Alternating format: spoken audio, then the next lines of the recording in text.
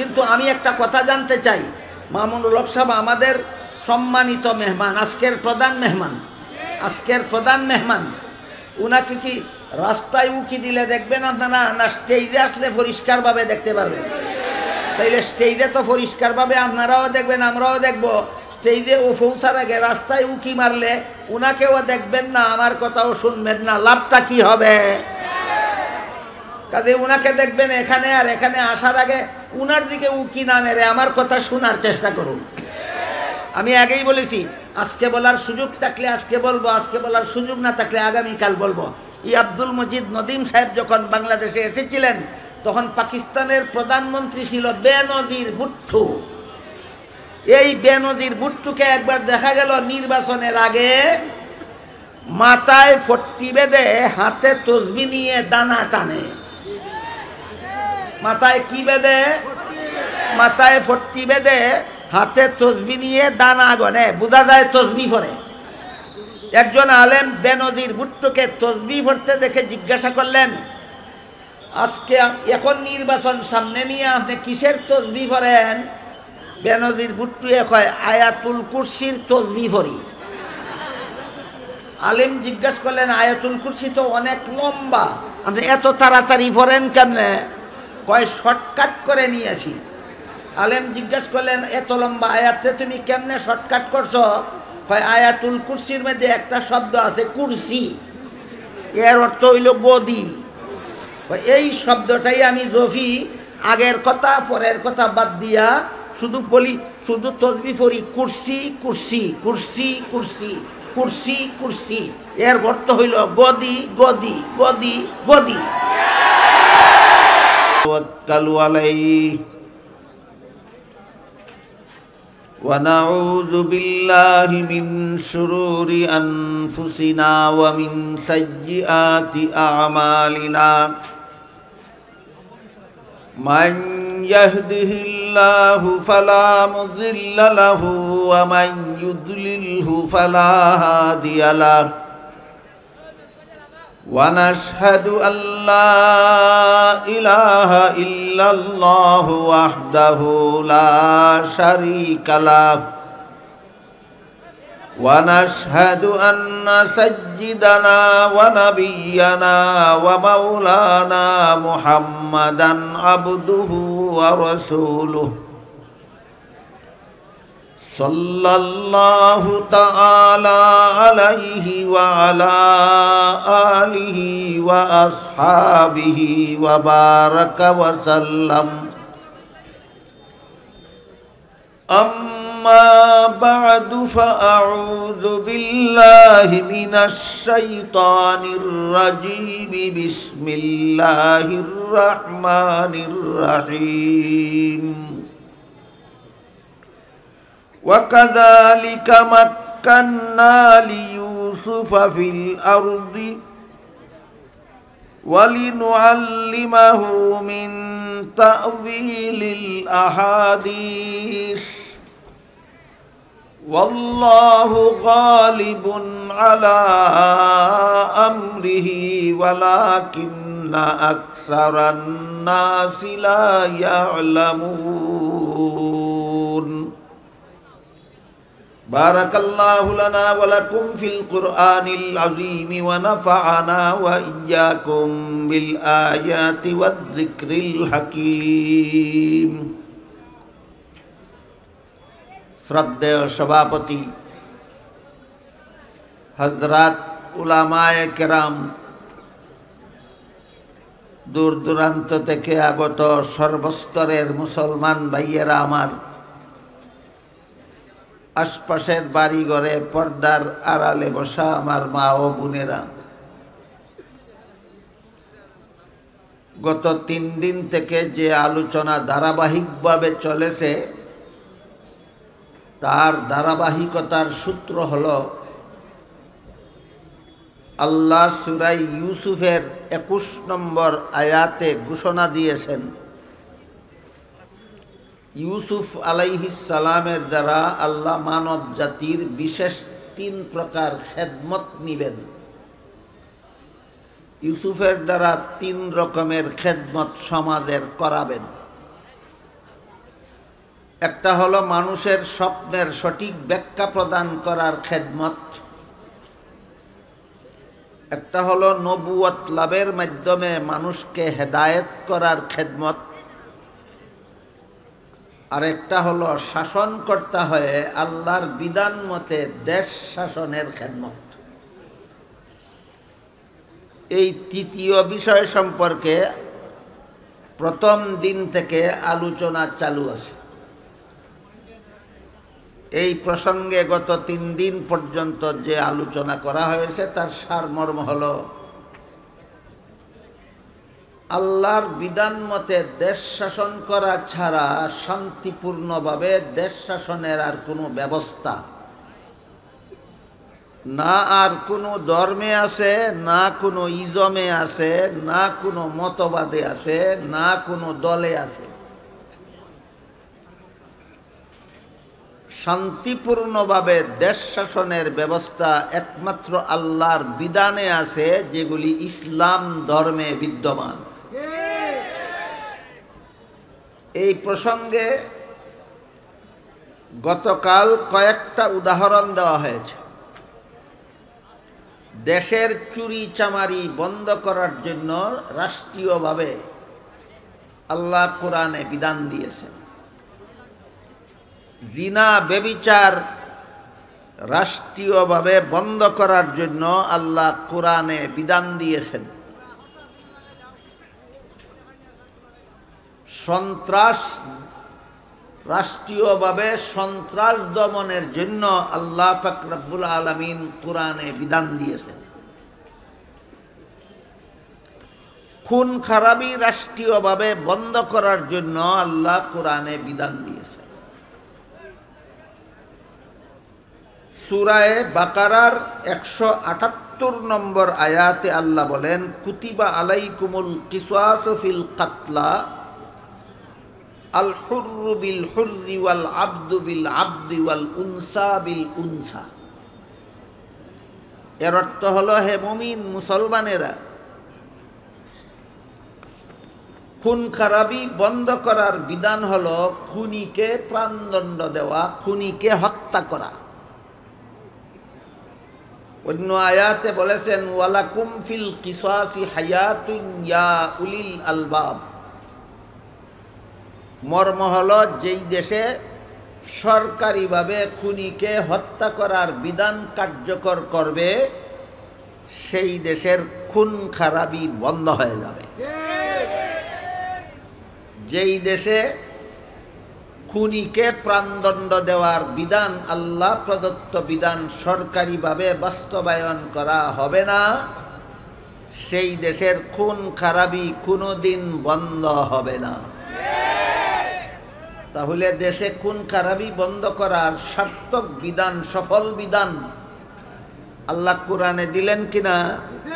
কোন সূরার কত নম্বর আয়াতে? সূরাতুল বাকারার 171 নম্বর আয়াত।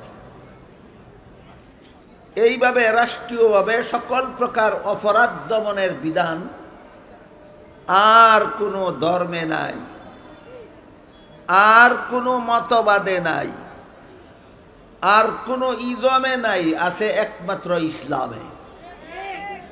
এই জন্য আল্লাহ ইসলাম সম্পর্কে বলেন, আল ইয়াউমা আকমালতু লাকুম দীনাকুম, তোমাদের ইসলামের বিধিবিধানকে আমি আল্লাহ পরিপূর্ণ করে দিলাম।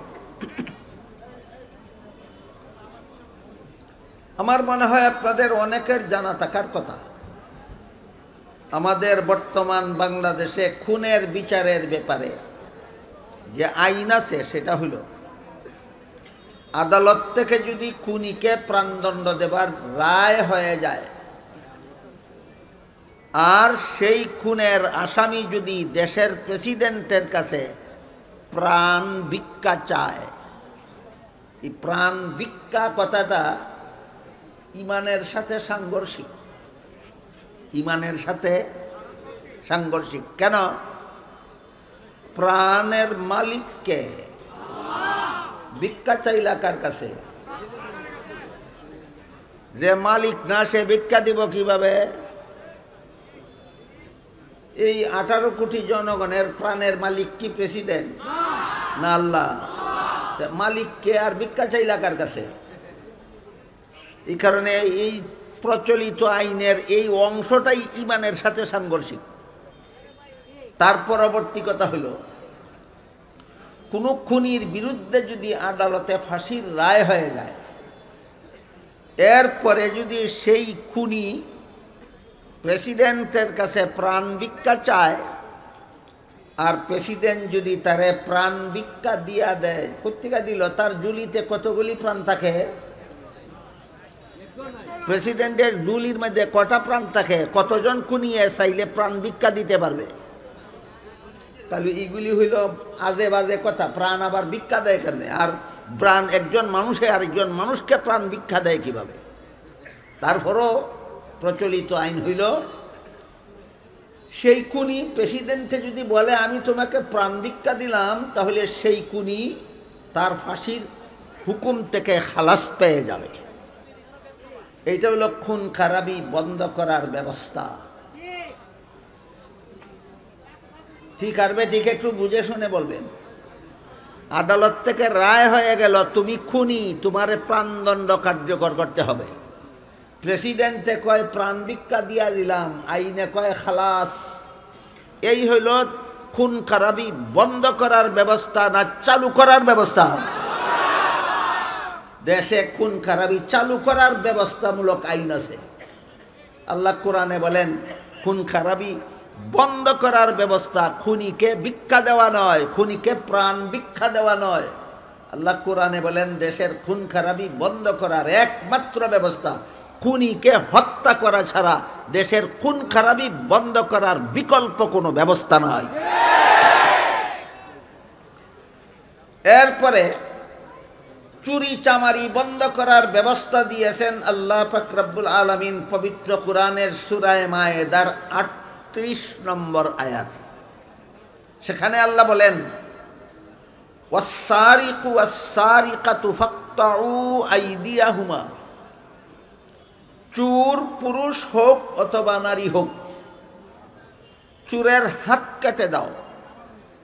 হুকুম দিয়েছেন আল্লাহ সূরা মায়েদার ৩৮ নম্বর আয়াতে। কোনো মুফতিকে, কোনো আলেমকে, কোনো মুরল মাতব্বরকে, না জনগণকে, না সরকারকে। হ্যাঁ, সরকারের দায়িত্ব খুনিকে প্রাণদণ্ড দেওয়া। সরকারের দায়িত্ব চোরের হাত কাটার ব্যবস্থা আদালতের মাধ্যমে করা।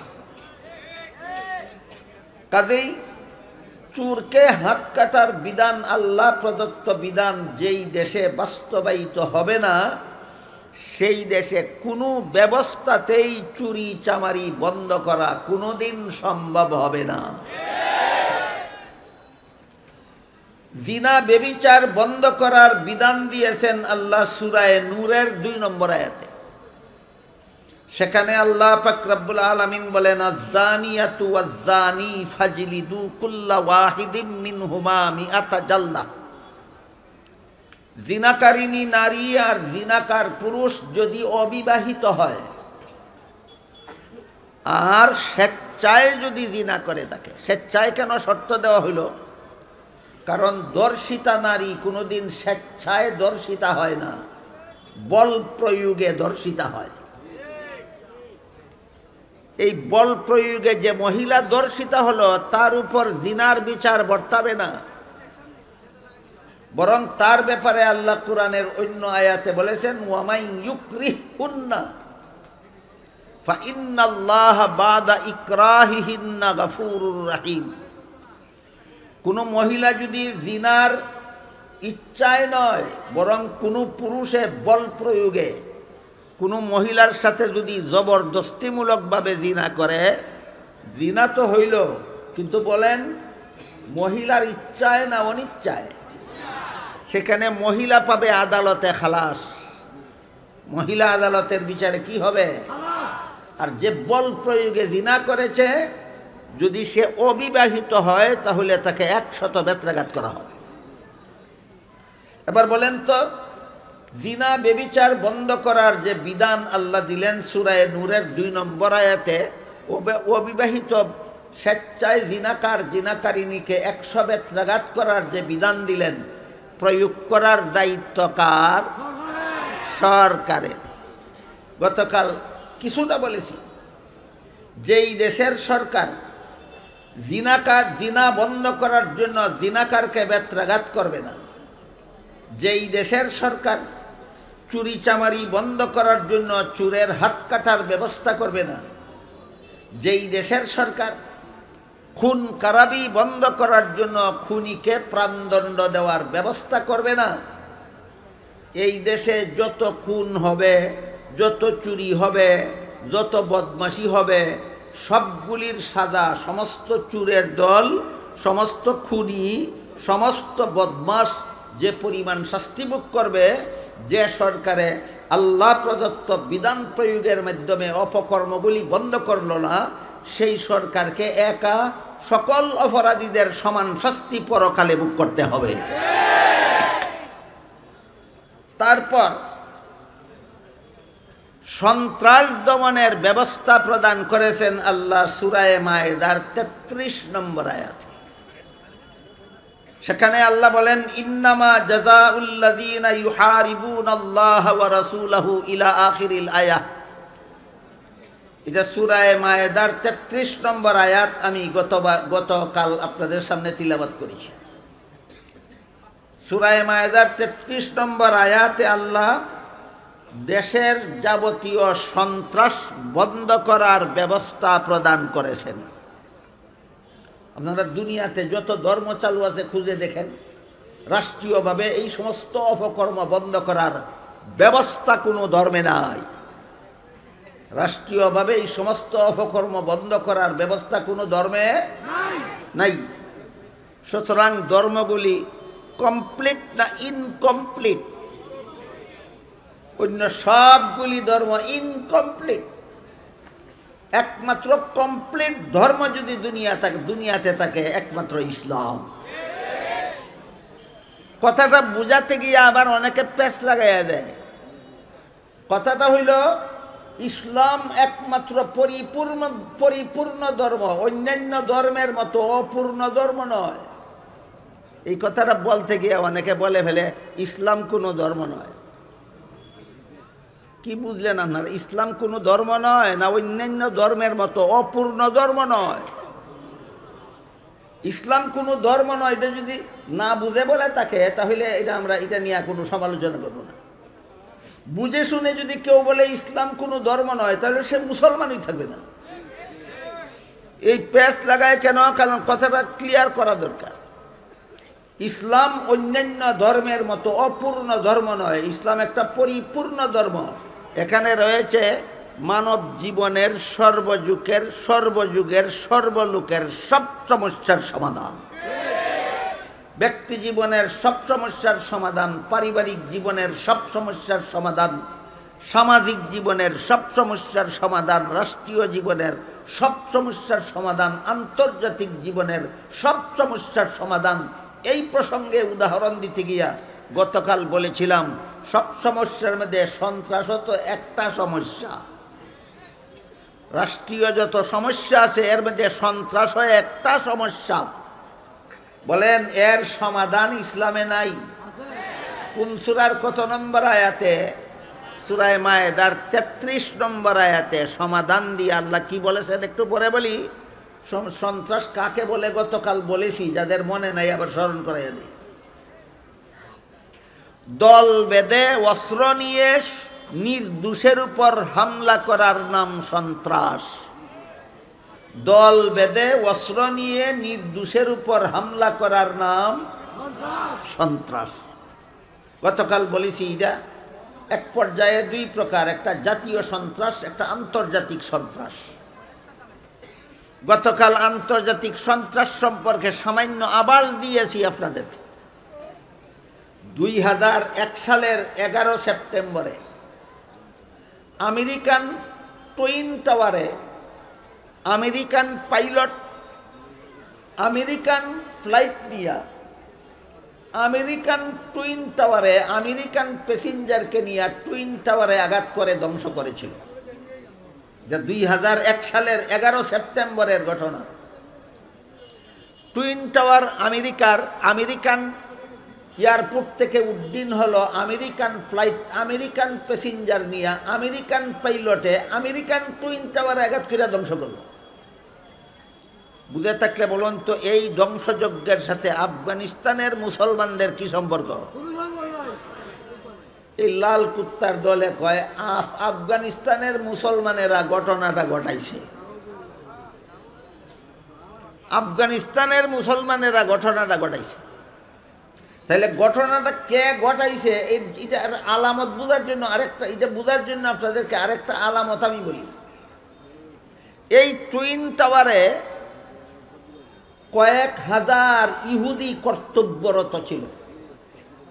ঘটনার দিন একটা ইহুদিও টুইন টাওয়ারে উপস্থিত হয়নি। আলামতে বোঝা যায় তারা আগের থেকে ঘটনাটা যে ঘটবে জানতো না। তাহলে এটা কি কোনো দুর্ঘটনা না সাজানো নাটক? শুধু মুসলমানদের উপর সন্ত্রাসী হামলা চালাবার জন্য লাল কুত্তার দলে এমন একটা নাটক সাজাইয়া নির্দোষ নিরীহ আফগানি মুসলমানদের উপর হামলা করেছে দীর্ঘ 20 বছর। কতদিন? দীর্ঘ 20 বছর। আমেরিকার থেকে আসলো আফগানি মুসলমানদেরকে মারার জন্য, 20 বছর হামলা চালাইল। খালি একা এসেছিল না দল বেঁধে এসেছিল? খালি হাতে এসেছিল না অস্ত্র নিয়ে? দোষীর উপর হামলা করলো না নির্দোষী? এক দেশ থেকে আসলো আর আরেক দেশে হামলা চালালো। এটা জাতীয় সন্ত্রাস না আন্তর্জাতিক? সুতরাং আফগানিস্তানে আমেরিকানদের হামলা এটা আন্তর্জাতিক সন্ত্রাস। গতকালই ব্যাপারে যথেষ্ট বলেছি, আজকে আর এদিকে যাব না, অন্য অনেক জরুরি কথা বাকি আছে। আরেক প্রকার সন্ত্রাস আছে জাতীয় সন্ত্রাস।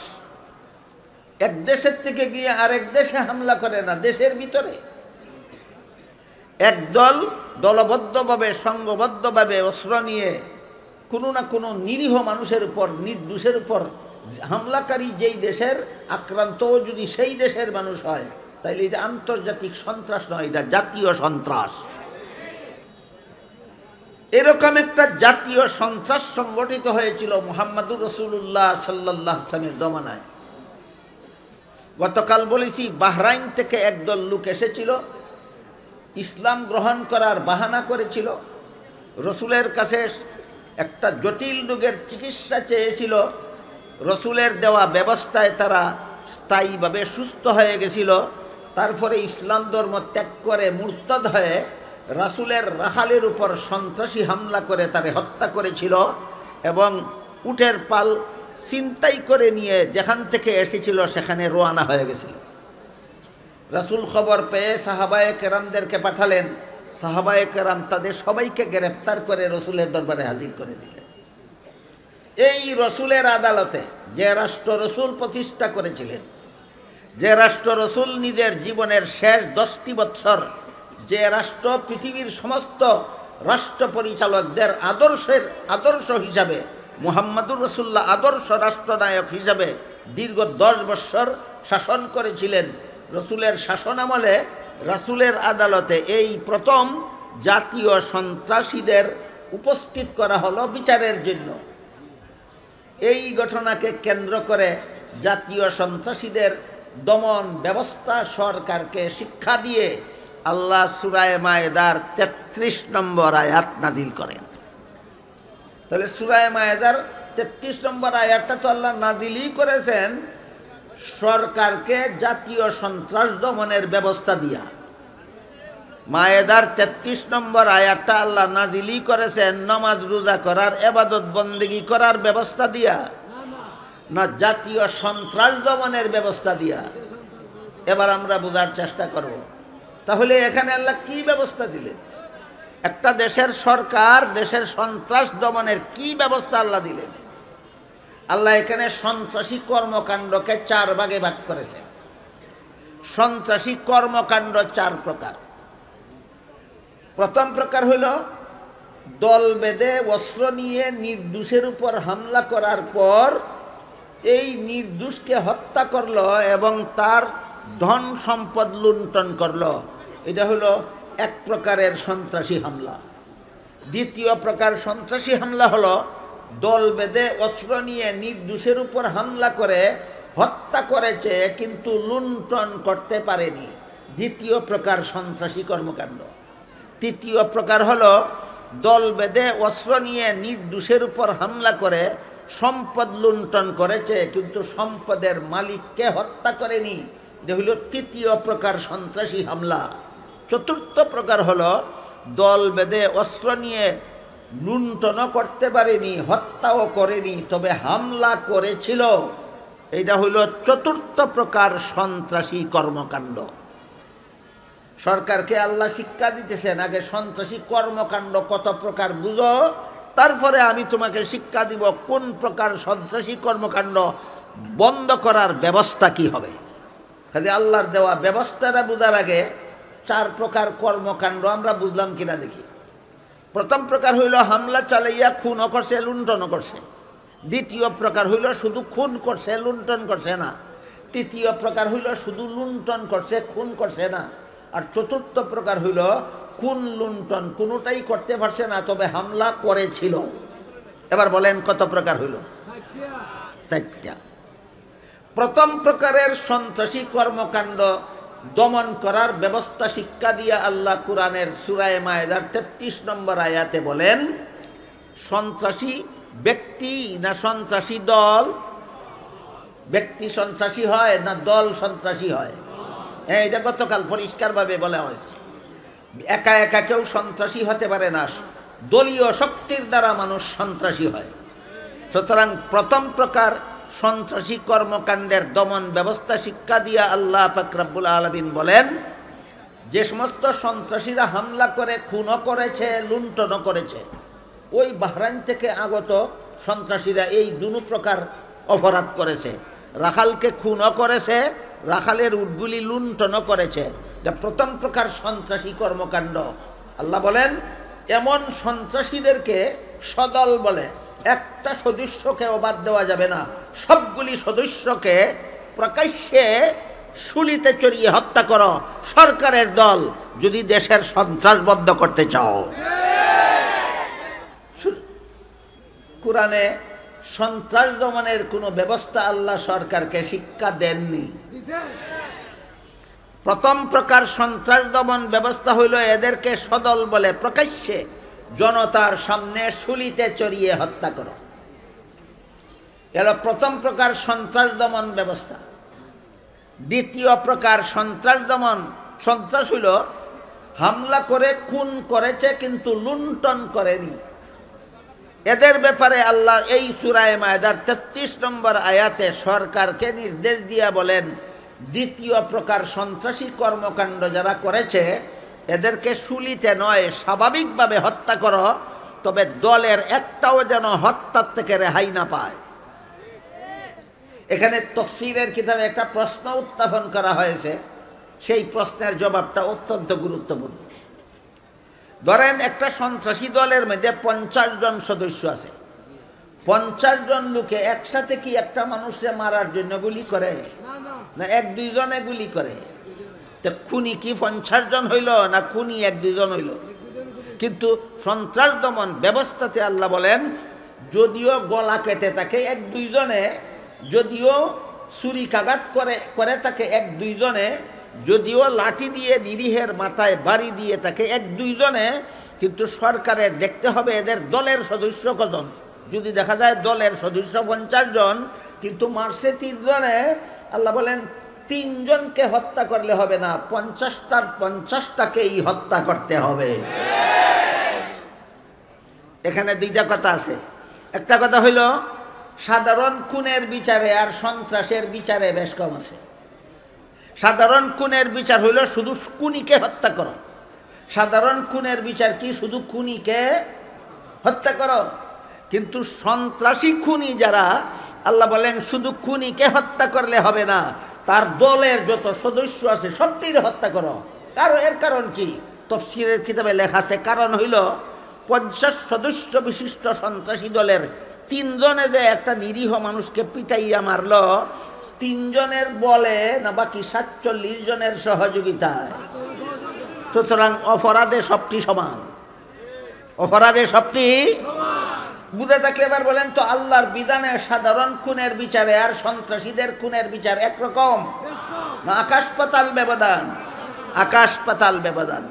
এই হলো দ্বিতীয় প্রকার সন্ত্রাসী কাণ্ড দমন করার সরকারি ব্যবস্থা, আল্লাহ প্রদত্ত ব্যবস্থা।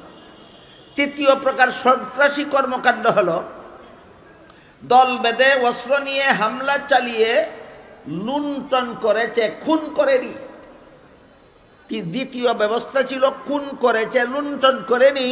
আর তৃতীয় ব্যবস্থা হইল লুণ্ঠন করেছে, খুন করেনি।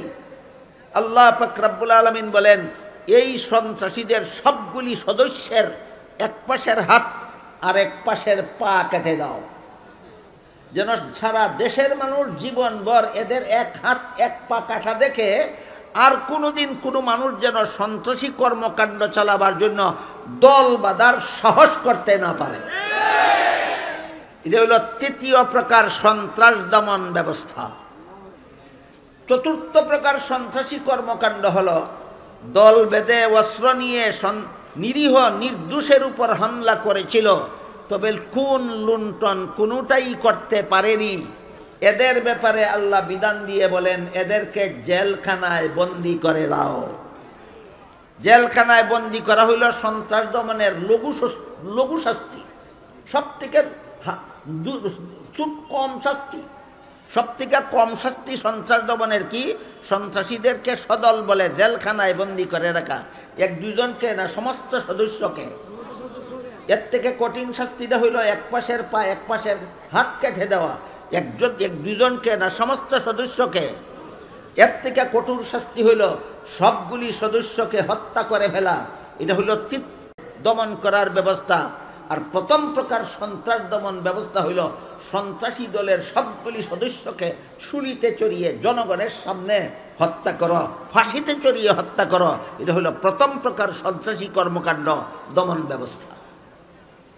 আল্লাহ প্রদত্ত সন্ত্রাস দমন ব্যবস্থাটা বুঝে থাকলে বলুন তো, 50 সদস্য বিশিষ্ট একটা সন্ত্রাসী দল, প্রত্যেকের এই অবৈধ অস্ত্র আছে। সন্ত্রাসী দলের কাছে বৈধ অস্ত্র থাকে না অবৈধ অস্ত্র? 50 সদস্য বিশিষ্ট একটা সন্ত্রাসী দল, সবার কাছে অবৈধ অস্ত্র আছে। এদেরকে শুলিতে চড়িয়ে 50টার 50টাকেই হত্যা করতে পারবে কোনো পাবলিক? এদেরকে শুলিতে চড়িয়ে হত্যা করতে পারবে কোনো মুফতি? এদেরকে শুলিতে চড়িয়ে হত্যা করতে পারবে কোনো আলেম? তাহলে এদেরকে হত্যা করার নির্দেশ দিলেন আল্লাহ কাকে? সরকারকে। সুতরাং যেই দেশের সরকার সন্ত্রাস দমনের ব্যবস্থাগুলি গ্রহণ করবে না, সেই দেশে যত সন্ত্রাসী হামলা হবে, যত নিরীহ মানুষ আক্রান্ত হবে, যত মানুষ সন্ত্রাসের কারণে খুন হবে, সন্ত্রাসী কর্মকাণ্ডের মাধ্যমে যত সম্পদ লুণ্ঠন হবে, এর দ্বারা সমস্ত সন্ত্রাসীরা কিয়ামতের দিন যে পরিমাণ শাস্তি ভোগ করবে, একা সরকারকে সেই পরিমাণ শাস্তি ভোগ করতে হবে। এই বিষয়টা বুঝাইয়ে এই হাদিস শরীফে আল্লাহ রাসূল বলেছেন, আলা কুল্লুকুম রাইন ওয়া কুল্লুকুম মাসউলুন আন রাইয়াতিহি। তোমাদের প্রত্যেকেই দায়িত্বশীল, প্রত্যেককেই যার যার দায়িত্ব সম্পর্কে আল্লাহর কাছে জবাব দিতে হবে। এই দায়িত্বশীল কথার ব্যাখ্যা একটু লম্বা, আমি শর্টকাটে বলি। হাদিস শরীফে আল্লাহ রাসূল বলেছেন, তোমাদের মধ্যে যে নেতা, তার নেতৃত্ব সম্পর্কে আল্লাহর কাছে জবাব দিতে হবে। আমরা বর্তমান পৌরসভার নিয়ম মতো দেশটাকে বিভিন্ন ভাগে বিভক্ত করা হয়। কোনো কোনো দেশকে কয়েকটা প্রদেশে বিভক্ত করা হয়। আবার কোনো কোনো দেশে প্রদেশ ছাড়াওই কয়েকটা বিভাগে বিভক্ত করা হয়। কোনো কোনো দেশে বিভাগ ছাড়াই দেশকে কতগুলি জেলায় বিভক্ত করা হয়। জেলাগুলিকে আবার বিভিন্ন উপজেলায় বিভক্ত করা হয়। উপজেলাগুলিকে আবার ইউনিয়নে বিভক্ত করা হয়। ইউনিয়নগুলিকে আবার ওয়ার্ডে বিভক্ত করা হয়। অবস্থাটা বুঝে থাকলে এবার বলুন, একটা ওয়ার্ডের মেম্বার যিনি, তিনি তার ওয়ার্ডের জনগণের নেতা কিনা? নেতা। একটা ইউনিয়নের চেয়ারম্যান যিনি, তিনি তার ইউনিয়নের জনগণের জন্য নেতা কিনা? নেতা। একটা জেলার ডিসি যিনি, তিনি জেলার সমস্ত জনগণের নেতা কিনা? একটা বিভাগের গভর্নর যিনি, তিনি বিভাগের সমস্ত জনগণের নেতা কিনা? একটা দেশের প্রেসিডেন্ট অথবা প্রধানমন্ত্রী যিনি, তিনি সারা দেশবাসীর নেতা কিনা? নেতা। এটা বুঝার পরে এবার বুঝেন, হাদিস বুঝেন। আল্লাহ রসুল বলেন, তুমি যে স্তরের নেতা হয়ে থাকো না কেন, সেই স্তরের জনগণকে হালাল পথে পরিচালনা করেছ দুনিয়াতে না হারাম পথে পরিচালনা করেছ, আল্লাহর দেওয়া বিধান তোমার অধীনস্থ জনগণের উপর প্রয়োগ করেছ কিনা, সেই ব্যাপারে তোমাকে কাল হাসরের মাঠে আল্লাহর আদালতে আসামির কাঠগড়ায় দাঁড়িয়ে জবাবদিহি করতে হবে। ওয়ার্ড মেম্বারকে হাসরের দিন আল্লাহর কাছে জবাব দিতে হবে, তোমার ওয়ার্ডে কতজন নারীকে বেপরদা চলতে দিছ, তোমার ওয়ার্ডের কতজন পুরুষকে বেপরদা জীবনযাপন করতে দিছ। ইউনিয়ন চেয়ারম্যানকে কিয়ামতের দিন আল্লাহর আদালতে আসামির কাঠগড়ায় দাঁড়িয়ে জবাব দিতে হবে, তোমার ইউনিয়নে কতজন চোরকে জীবনভর চুরি করার সুযোগ দিয়ে রেখেছ, তোমার ইউনিয়নের কতজন বদমাশকে সারা জীবন বদমাশি করার সুযোগ দান করেছ। ডিসি সাহেবকে কিয়ামতের দিন জেলার সমস্ত জনগণ সম্পর্কে হালাল পথে পরিচালনা করেছ, আল্লাহর বিধান প্রয়োগের মাধ্যমে হালাল হালাল হালাল জীবনযাপনের ব্যবস্থা দিয়েছ না হারাম পথে জীবনযাপন করার সুযোগ করে দিয়েছ। ডিসিদেরকে হাসরের মাঠে আল্লাহর আদালতে আসামির কাঠগড়ায় দাঁড়িয়ে জবাব দিতে হবে। আর যারা দেশের প্রেসিডেন্ট অথবা প্রধানমন্ত্রী, তিনি কতগুলি জেলার নেতা, কতগুলি ইউনিয়নের নেতা, ওয়ার্ডের নেতা না সারা দেশের নেতা? আল্লাহ রসুল বলেন, সারা দেশের নেতারা আল্লাহর বিধান প্রয়োগে শান্তিপূর্ণ দেশ শাসন করেছ না আল্লাহর বিধানকে ডিনাই করে দেশে চুরি চামারি জিনা বদমাশি খুন খারাপি সন্ত্রাসী কর্মকাণ্ড চালিয়ে রেখেছ। এই ব্যাপারে কাল হাসরের মাঠে আল্লাহর আদালতে আসামির কাঠগড়ায় দাঁড়িয়ে প্রত্যেকটা দেশের শাসনকর্তাকে জবাব দিতে হবে। এই জন্য পবিত্র কোরআনের অন্য আয়াতে আল্লাহ বলেছেন, কিয়ামতের দিন যখন সারা দুনিয়ার সমস্ত মানুষ জীবিত হয়ে হাসরের মাঠে দাঁড়াবে, এই কথাটাও জানে না এমন কোনো মুসলমান আছে নাকি? আমার তো মনে হয় নাই। কিয়ামতের দিন সারা দুনিয়ার সমস্ত মানুষ জীবিত হয়ে যখন হাসরের মাঠে দাঁড়াবে, নীরব নিস্তব্ধ হয়ে থাকবে হাসরের মাঠ, কারো কথা বলা দূরের কথা, টু শব্দটা উচ্চারণ করার সাহস থাকবে না। সেই নীরবতায় ভঙ্গ দিয়ে আল্লাহ পাক রব্বুল আলামিন সর্বপ্রথম প্রশ্ন করবেন, লিমানিল মুলকুল ইয়াউম, আজকের শাসন ক্ষমতা কার? আয়াতের ব্যাখ্যায় তাফসীরের কিতাবে লিখেছেন, হাসরের মাঠে আল্লাহ সর্বপ্রথম শাসন ক্ষমতার প্রশ্ন করবেন কেন? বুঝতে পারতেছেন কথা? তাইলে হাসরের মাঠের নীরবতা ভঙ্গ দিয়ে আল্লাহ সর্বপ্রথম যেই প্রশ্ন করবেন, এটা কি ঈমান আমল ইবাদত বন্দেগীর প্রশ্ন না শাসন ক্ষমতার প্রশ্ন? হ্যাঁ, লিমানিল মুলকুল ইয়াউম, আজকের শাসন ক্ষমতা কার? প্রশ্নের জবাব কি হবে এটা একটু পরে আমরা শুনি। আয়াতের ব্যাখ্যায় তাফসীরের কিতাবে লেখা আছে, হাসরের মাঠে আল্লাহ পাক রব্বুল আলামিন সর্বপ্রথম প্রশ্ন শাসন ক্ষমতা সম্পর্কে করবেন কেন? তার কারণ হলো, দুনিয়াতে কিছু শাসনকর্তা সামান্য এক টুকরা জমিনের শাসনকর্তা হইয়া আল্লাহর বিধান লঙ্ঘন করে মন গড়া বিধান মতো দেশ শাসন করে দেশের চুরি চামারি খুন খারাপি সন্ত্রাসী বদমাশি সব চালু রেখেছিল। এদের শাস্তি কত ভয়ঙ্কর হবে এই দিকে ইঙ্গিত করার জন্য আল্লাহ সর্বপ্রথম হাসরের মাঠে শাসন ক্ষমতা সম্পর্কে প্রশ্ন করবেন। বুঝে থাকলে এবার বলুন তো, হাসরের মাঠে আল্লাহ সর্বপ্রথম প্রশ্ন করবেন কোন ব্যাপারে? শাসন ক্ষমতার ব্যাপারে। লিমানিল মুলকুল ইয়াউম, আজকের শাসন ক্ষমতা কার? কেউ জবাব দিবে দূরের কথা, টু শব্দ বলার সাহস পাবে না। তখন আল্লাহর প্রশ্নের জবাবে আল্লাহ নিজেই বলবেন, লিল্লাহিল ওয়াহিদিল কাহ্হার, মহারাগে রাগান্বিত আল্লাহর জন্য একমাত্র আজকের শাসন ক্ষমতা। এর আগে আর একটা কথা ক্লিয়ার করি, দুনিয়ার জীবনে কিছু মানুষ কোন দেশের শাসন ক্ষমতা পেয়েছিল, পেয়ে আল্লাহর বিধান বাস্তবায়ন না করে, আল্লাহর বিধানে শান্তি নাই বলে মন গড়া বিধানে দুঃশাসন করেছিল, এদের শাস্তি কত ভয়ঙ্কর হবে এটা বুঝাবার জন্য হাসরের মাঠে আল্লাহ সর্বপ্রথম শাসন ক্ষমতার প্রশ্ন করবেন। এখানে আবার প্রশ্ন জাগে, তাহলে আল্লাহ যে পৃথিবীতে বিভিন্ন দেশের শাসন ক্ষমতা কোনো কোনো মানুষকে প্রদান করেন, সেই দেশের মালিক কি যাকে শাসন ক্ষমতা বানান সে হয়?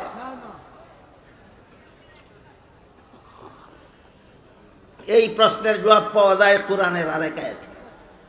সেখানে আল্লাহ বলেন, কুলিল্লাহুম্মা মালিকাল মুলকি তুতিল মুলকা মান তাশাউ ওয়া তানজিউল মুলকা মিম্মান তাশাউ ওয়া তুইজ্জু মান তাশাউ ওয়া তুযিল্লু মান তাশাউ বিয়াদিকাল খায়র ইন্নাকা আলা কুল্লি শাইইন কাদির। আল্লাহ বলেন, হে রাসূল করিম সাল্লাল্লাহু আলাইহি ওয়াসাল্লাম, আপনি বলে দিন পৃথিবীর সমস্ত দেশের মালিক একমাত্র আল্লাহ। তাহলে আল্লাহ যে ফেরাউনকে মিশরের শাসন ক্ষমতা দান করেছিলেন, মালিকানা দান করেছিলেন না শাসন ব্যবস্থা প্রয়োগের দায়িত্ব? নমরুদকে যে আল্লাহ ইরাকের শাসন ক্ষমতা দান করেছিলেন, মালিকানা দান করেছিলেন না দেশ শাসনের দায়িত্ব? কাজে এখান থেকে আমরা মনে রাখি, পৃথিবীর কোনো দেশের মালিকানা আল্লাহ কোনো মানুষকে কখনো দেন না। যত দেশ পৃথিবীতে জন্ম হবে, স্বাধীন হবে, যত দেশ বা পৃথিবীর মানচিত্রে দেখা দিবে, আল্লাহ বলেন সকল দেশের মালিকানা আল্লাহর। দেশের মালিকানা কোনো প্রেসিডেন্টের নয়, দেশের মালিকানা কোনো রাজা বাদশার নয়, দেশের মালিকানা কোনো মন্ত্রী প্রধানমন্ত্রীর নয়। আল্লাহ পরিষ্কার ভাষায় বলেছেন, কুলিল্লাহুম্মা মালিকাল মুলক, পৃথিবীর সমস্ত দেশের মালিকানা একমাত্র আল্লাহর। যেমন ভাবে সারা দুনিয়ার সমস্ত সম্পদের মালিকানা আল্লাহর।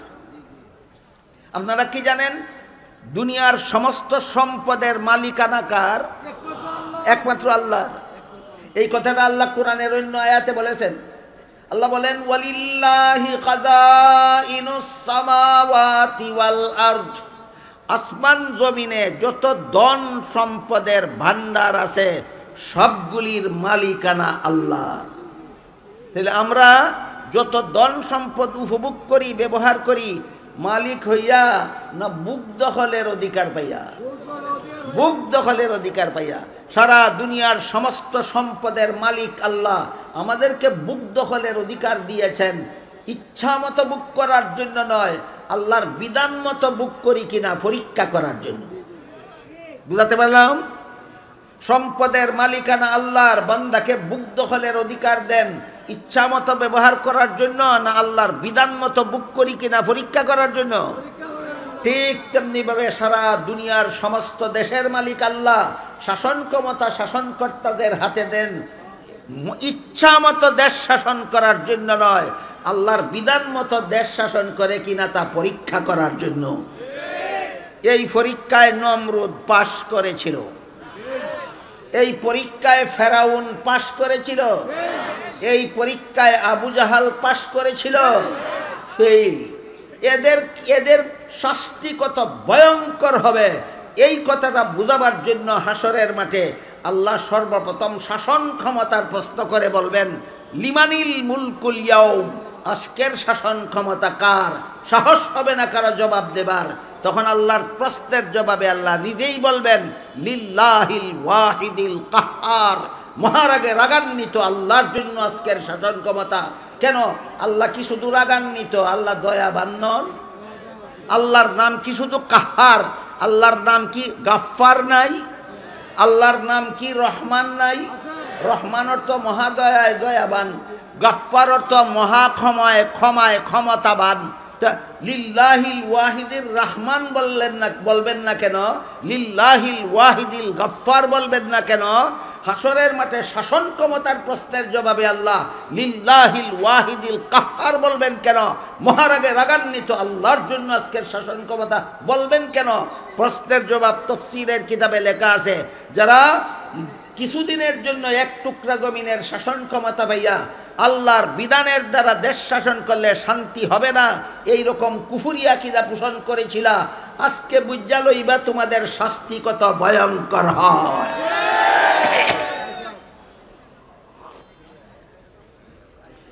এবার বলুন, সূরা মায়েদার 33 নম্বর আয়াতে আল্লাহ সরকারকে জাতীয় সন্ত্রাস দমনের ব্যবস্থা প্রদান করেছেন কিনা? করেছেন। কোথায়? আদালতে। কোথায়? আদালতে।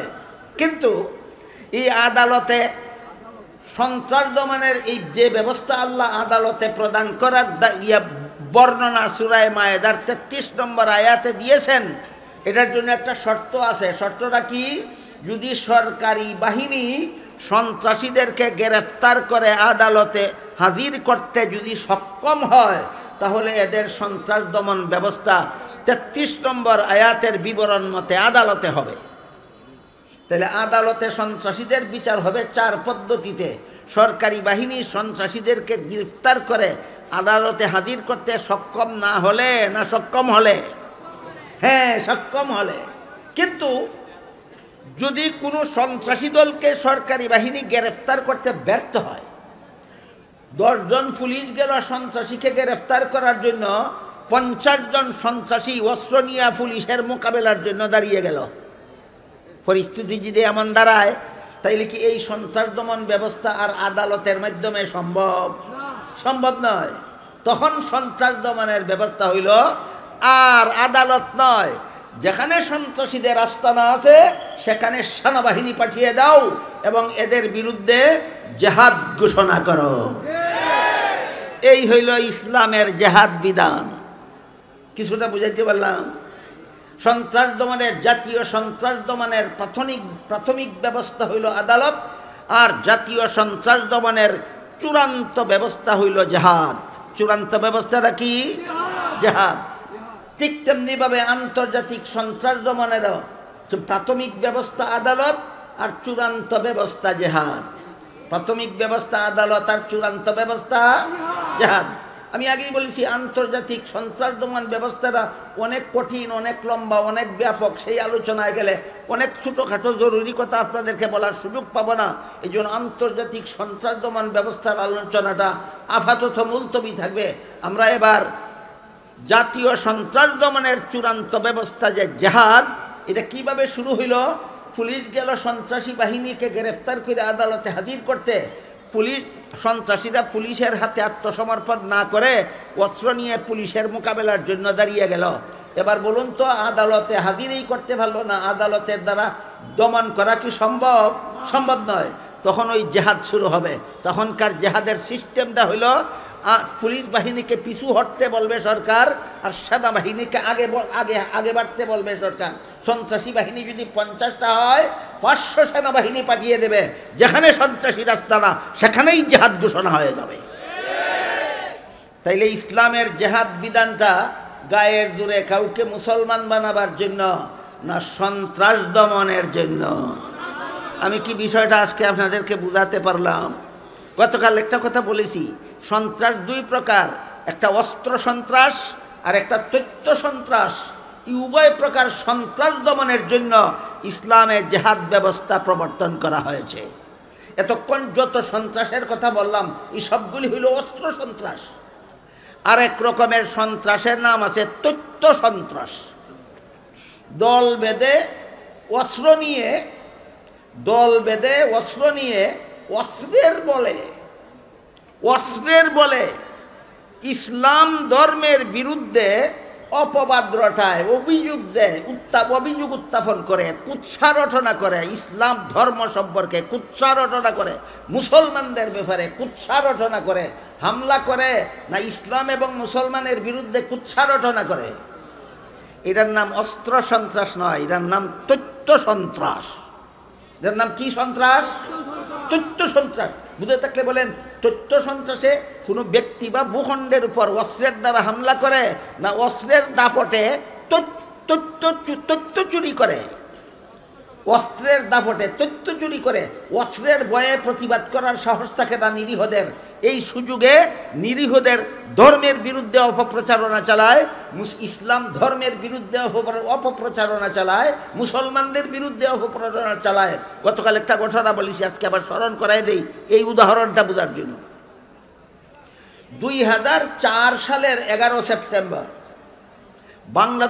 বাংলাদেশস্থ জার্মান দূতাবাসের উদ্যোগে একটা আন্তর্জাতিক সন্ত্রাস দমন শিরোনামের সেমিনার অনুষ্ঠিত হয়েছিল। সেখানে জার্মান থেকে প্রফেসর হ্যান্সকে প্রধান বক্তব্য প্রদান করার জন্য আনা হয়েছিল। প্রধান বক্তব্যে প্রফেসর হ্যান্স খ্রিস্ট ধর্মে বিশ্বাসী প্রফেসর হ্যান্স তার বক্তব্যে বলল, ইসলাম ধর্মটাই একটা সন্ত্রাসী ধর্ম। ইসলামের নবী মুহাম্মদ নিজেই ছিল সন্ত্রাসী। বলেন এই বক্তব্যটাকে অস্ত্র সন্ত্রাস বলবেন না তথ্য সন্ত্রাস? এটা অস্ত্র সন্ত্রাস নয়, এটা তথ্য সন্ত্রাস। ইসলাম ধর্ম সন্ত্রাসী ধর্ম নয়। আমার হাতে সময় নাই, নাইলে আমি চোখে আঙ্গুল দেয়া দেখাই দিতাম লাল কুত্তার দলের। খ্রিস্টান ধর্মটাই হইল সন্ত্রাসী ধর্ম। মাত্র সামান্য একটু আবার দেই শুনেন। ইসলাম ধর্মাবলম্বীদের মধ্যে নবীর সবচেয়ে আদরের একজন মহিলা ছিলেন হযরত ফাতেমা রাদিয়াল্লাহু তাআলা আনহা। হযরত ফাতেমা নবীর আদরের মেয়ে। বলেন তো, একজন সাধারণ মুসলমানের প্রতি যে পরিমাণ দয়া মায়া ছিল, নবীর ফাতেমার প্রতি এর থেকে কম ছিল নাকি? বেশি ছিল। সেই ফাতেমাকে নবী বলেন, সহিহ বুখারী শরীফের হাদিসে উল্লেখ আছে, ইয়া ফাতেমা আনকিজি নাফসাকে মিনান নার।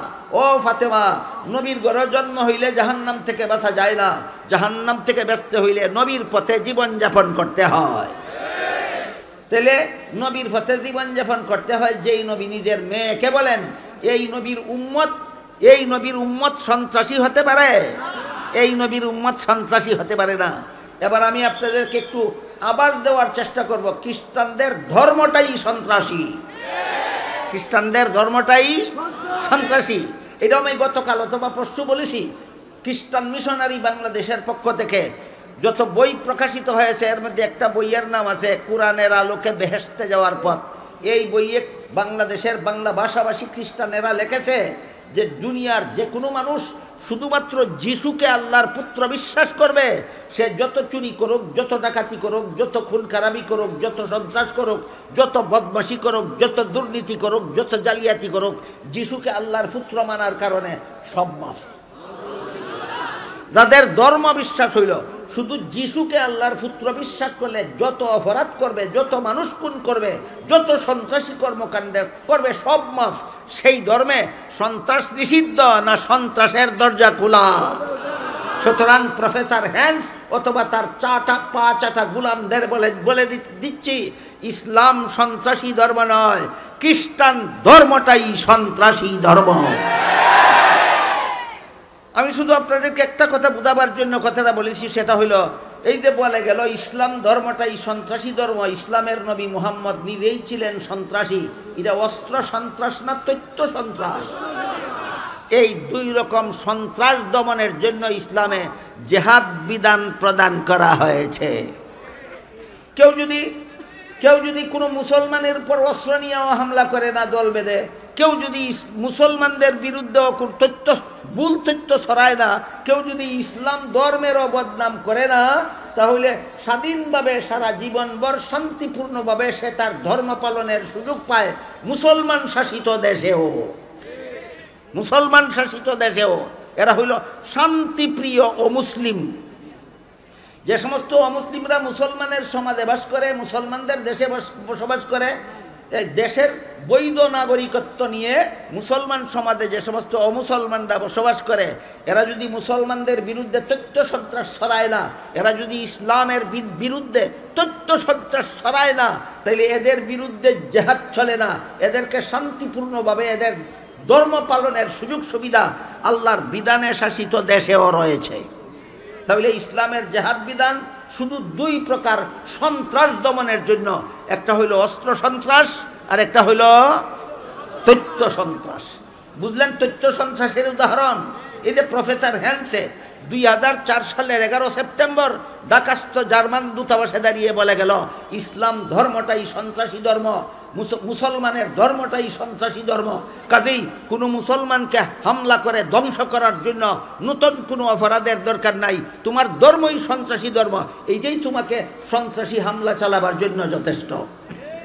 এই বক্তৃতাটা অস্ত্র সন্ত্রাস গণ্য হবে না তথ্য সন্ত্রাস?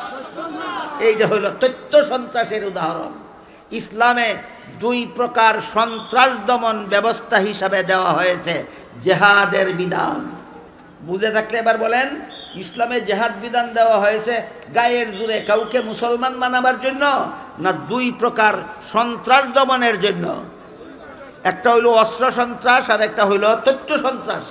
এই জন্য মুফাসসিরিনে কেরাম ইসলামের জেহাদ বিধানের একটা চমৎকার উদাহরণ লিখেছেন কিতাবে। আমি সেই উদাহরণটা এবার বলি, আপনারা একটু বোঝার চেষ্টা করুন। উদাহরণটা হলো, মানুষের শরীরে অত্যন্ত কঠিন একটা দুরারোগ্য রোগ হয়, যেই রোগ পুরাতন হয়ে গেলে আর কোনো চিকিৎসার দ্বারাও সারে না। রোগটার নাম হইল ক্যান্সার। বলেন তো, সবচেয়ে বড় কঠিন রোগ, দুরারোগ্য রোগ, যেই রোগ পুরাতন হয়ে গেলে চিকিৎসার দ্বারাও সারে না, রোগটার নাম কি? ক্যান্সার। এই ক্যান্সার যদি কোনো মানুষের শরীরের কোনো অঙ্গে ধরা পড়ে, প্রাথমিক অবস্থায় ধরা পড়লে যে অঙ্গটা ক্যান্সারে আক্রান্ত, সেই অঙ্গটা অপারেশন করে কেটে ফেলে দিলে শরীরের বাকি অঙ্গ রক্ষা করা যায়।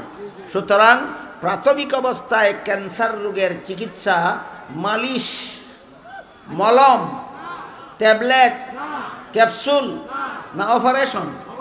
অপারেশন।